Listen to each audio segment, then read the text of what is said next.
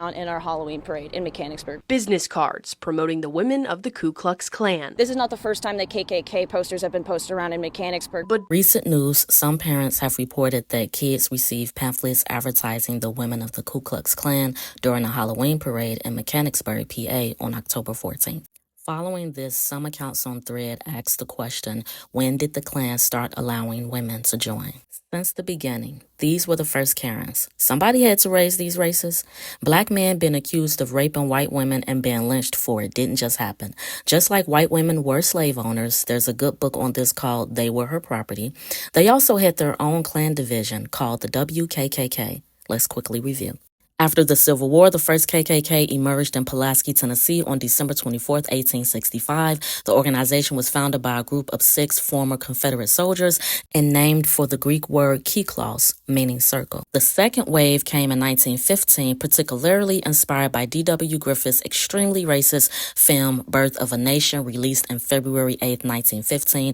It was massively popular and successful. It was the first blockbuster, portraying its members as heroes and blacks in a racist, demeaning light. The film highly demonized black men as savages and romanticized the Klan's image, serving as a powerful recruitment tool for the new organization, which adopted many of the film's depicted rituals and regalia, including the white robes and the burning cross symbol. The new Klan was born in Atlanta, Georgia, specifically Stone Mountain, on November 25th, 1915.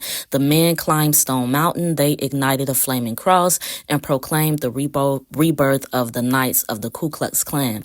And they got an official charter from the state of Georgia shortly before this event. Yes, the Klan is an actual organization. Their meetings were promoted in newspapers. The structure resembled a fraternity organization with paid recruiters who earned commissions on new member fees and costume sales, all the things. At its peak in the mid-1920s, the second Klan boasted a nationwide membership of several million people and also had a women's version. The Women KKK was officially chartered in June of 1923 and embraced the same ideas of racial and religious privilege while also rejecting the messages of white female vulnerability. They didn't want to just be seen as homemakers and emphasize the labor involved in raising children and maintaining a home.